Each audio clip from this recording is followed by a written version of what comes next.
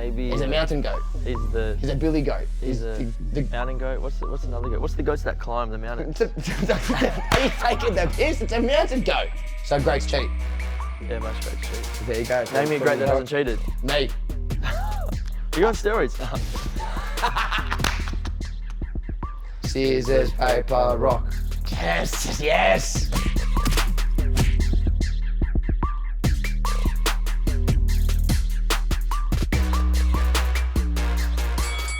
BJ Penn. Conor McGregor. It has to be Conor in my opinion. Ronda Rousey. Oh, nah, Thug Rose. It's got to be Thug Rose for sure, 100%. Anderson Silva. Oh, again, like, okay, so Silva's a GOAT. I'm not saying Silva's not a GOAT. In the same era, Chuck Liddell put the sport on for you to find out about Anderson Silva. So like, if we're talking GOATs, we'll see. I just feel like with Chuck Liddell. All right. Jon Jones. JSP, right. See, this is my theory, right? And I know that everyone at home is probably going to agree or disagree. Like, Jon Jones, great fighter, but you can't get done for steroids and coke 3 times in a row and then still be you're not a UFC fighter. You're not even a UFC fighter on the roster. Yeah, but you're not on the roster. He's still on the roster. He is in the roster. But he's been caught cheating numerous times. I know, so how can he be in the great conversation if you're a cheat? Because that's how great he is. So great's cheat. Yeah, most greats cheat. There you go. Name me a great that hasn't cheated. Me. You're on steroids. I'm gonna hear that. Never gonna hear the end of that. All right. Last one. Who you got? Who you got? Alex Volkanovski. Okay, so I knew you'd go on Aussie. Yeah. I feel like one Aussie's got to be there. And I do like Volkanovski. I'm a Volkanovski fan. Yeah. But like, bro, anyone who drinks out of a shoe on a cage in America after knocking someone out has to be a GOAT. Yeah, he has to. Yeah, we'll see where he is going to be. He even said he was going to drink out of Derek Lewis's cup after the fight. Like, I drink out of he's above the GOAT. Like, what's above a GOAT? Like, is there anything higher than a GOAT? Maybe. He's a mountain goat. He's a billy goat. He's the mountain goat. What's another goat? What's the goats that climb the mountain? Are you taking the piss? It's a mountain goat. Okay, anyway, we need to work out. We need to decide. We need to decide these things. Can we work this out civilly? Well, how about you say the bottom and I say my bottom, and then we'll go. Then we'll decide on 10 and 9. Then we'll agree. Then we'll go 10 or 9. Okay. On that. Okay. So you say your bottom. Alright, so we're ranking this 1 to 10 at this point now. Yeah, we'll start from 10. Now let me just say first of all, as a massive UFC fan, anyone who follows me will know I'm always on the multis. I love UFC, MMA in general, right? Loves them. Don't win many, but yeah. That's a crappy go. If you check my sport, I'm not even going to start. Anyway, look. So 1 to 10 is a tough decision, but I'm going to have to say, just based off the amount of time in the UFC. Yeah. Like, not because Bam Bam's one of my favourite goats, yeah. but Bam Bam's got to be 10 in the sport of UFC. Yeah. Just because his fair. time in the UFC compared to some of the names we're discussing isn't, like, I just, like, you know, there's some great, you got Conor Mcgregor's up there, double world champions, you know what I mean? Yeah, we got a lot of talent. Bam and a lot Bam of influence. is my goat when it comes to just Aussies having a drink and just and he's my laid a good guy. platform. That's my guy. But yeah, we're talking fighters. I would say Bam Bam, unless you disagree. Okay, well I was going to go the same sort of idea as well. So I guess. So you agreed? We're agreeing on that. I think the Aussies are going to be down the bottom just because obviously their influence hasn't been too much in the UFC just yet. But I feel like 20-something years in life and we finally agree on something. I know, first one. But we'll go Bam Bam 10. I feel like we'll go Bam Bam 10, and then purely because Volkanovski, he's won the championship, he's beat Max twice. Okay, he's looking to move up in weight class, so we'll go Volk at number 9. Can I argue on the number 9 though? Okay, yeah. I'm happy to go with Volk if you want to go with it. Yeah. But I think that Jon Jones deserves to go there because Why? You've been caught cheating numerous times. Yeah. You've been charged for assaulting your wife. Yep. And to me, you are not a GOAT. That's based off that opinion. Based off that opinion, to me, a GOAT, a greatest of all time, wouldn't assault their wife. Wouldn't take a chance after being given a chance and cheat again. So based off that, he's number 9. If we're talking fighting, he's up there number 1. But this man sunk his own ship, so drown in the I ship. feel like I can agree to some, but that's why he wasn't going to be at my top. So I feel like we can agree to disagree that maybe not 9, but maybe a little bit higher. Okay, so how about if we're going to go purely off, just fighting, 100% he's one of the greatest, but that's got to come into the account. If we're going to purely off fighting, why don't we go Volkanovski 9 and then Jon Jones 8? Okay, so we've got 10, 9, 8, we've got that list. Okay, so we've got 10, 9, 8. So we've got 10, Bam Bam. We've got number 9, we've got Volk. We've got 8, we've got Jon. All right.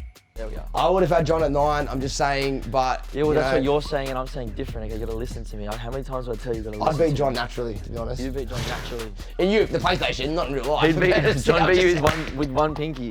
With one pinky, right? So number 7 then. Number 7. You lead the way. I've led the way. But what's your opinion?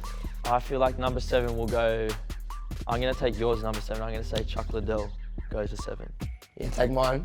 Story of my life. Anyway, but I think he's number 7, Chuck Liddell. Why though?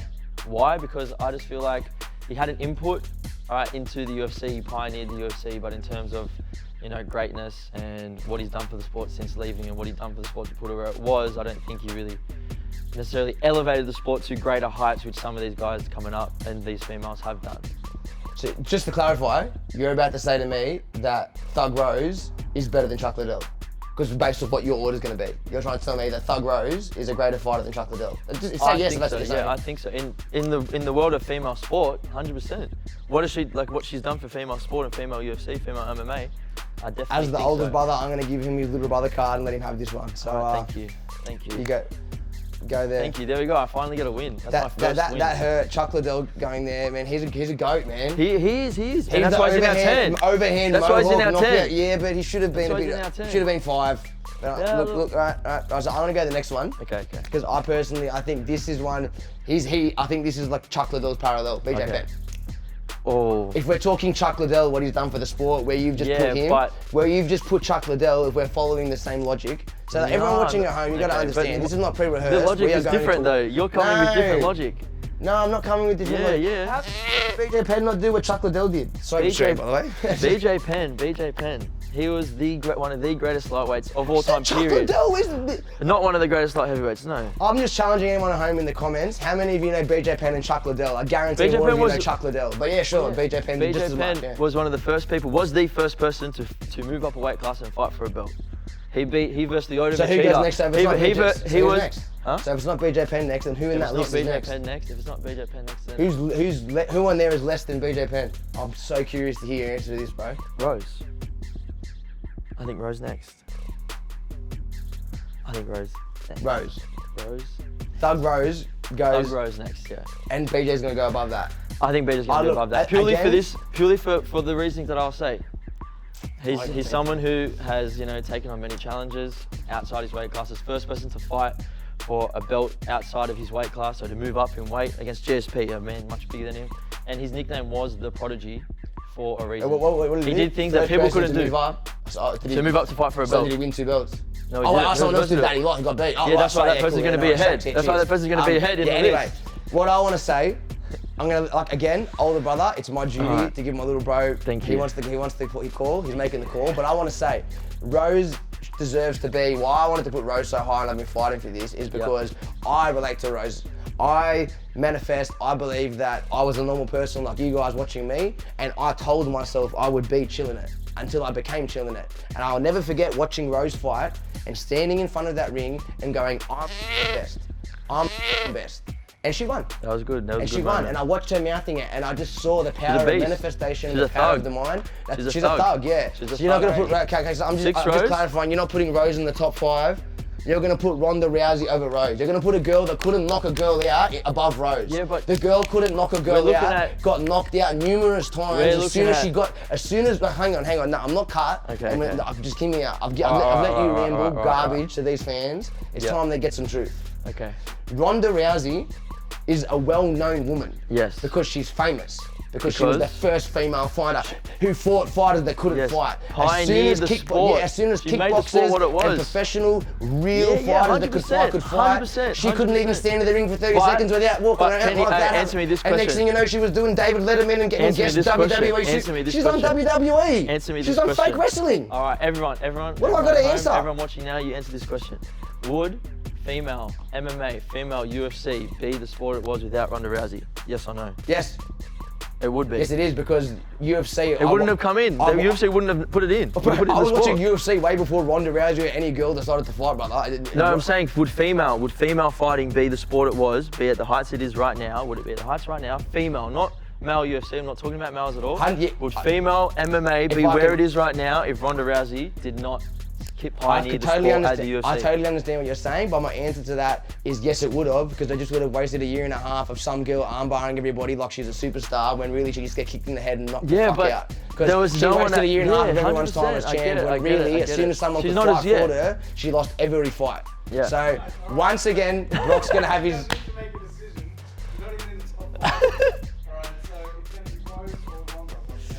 Yeah. Scissors, paper, rock. Okay, scissors, paper, rock. It's the only way it's fair. Scissors, paper, rock. Yes, yes. So Ronda 5, and then Rose is gonna go 4. Yeah. I think next is BJ. BJ Penn? Yeah. Yeah, out of the other 3 names on there, it has to be BJ. Just purely based on the other 3 are so impactful. Like, they all had influence, but when you want to go off influence and greatness of fighters and their abilities and stuff like that, I think BJ's there. So can I answer mine next? Yeah. Number 3 to me has to be, I think, Anderson Silva. Because I think Anderson Silva, when you were talking about pioneers of like Ronda Rousey pioneered female sport, you're saying? Yep. Anderson Silva pioneered the Israel Adesanya's, the loose movements, the first guy, the spider. He was the first guy to crawl in the ring. Yeah, I think he was 9 years. He changed the sport. 9 years undefeated. He changed the sport. Title defenses. Now comes the $1 million question. Yeah. We're left with Conor McGregor and George St. Pierre for 1 and 2. Yeah. I'll let you, don't say why, just say your name and then I'll say mine. I'm gonna say. And then we'll say why. If this is a whole. Please don't say what you're gonna say. If this is gonna be like a whole sort of, umbrella here, we're encompassing everything. The question. We're encompassing everything, when it comes to what they've done, who they are as a person. You're telling me or the camera? Just I'm answer telling the everybody. question. I want to explain myself. Nails. You know what I mean? I'm gonna say Conor 2, GSP 1. Thank you. I actually agree, and I'm so happy. I'm gonna say that purely based on the fact of everything, looking at everything. If we're gonna go off influence, Conor McGregor won by a freaking country mile, but it's not on influence. It's about everything to be a greatest fighter. Who you are, how you handle media, all that sort of stuff. Your abilities. So I think Conor 2, GSP number 1. I've never agreed with my brother so thoroughly on that. Just to reiterate that, Conor McGregor, I had him on my list, and why he was there is because anybody who has made hundreds of millions of dollars and gone from coming from Dublin with a dream of being in the UFC, it was to being a shareholder, to having your whiskey on the mat that you used to fight in, that's an achievement in itself of levels that is just great.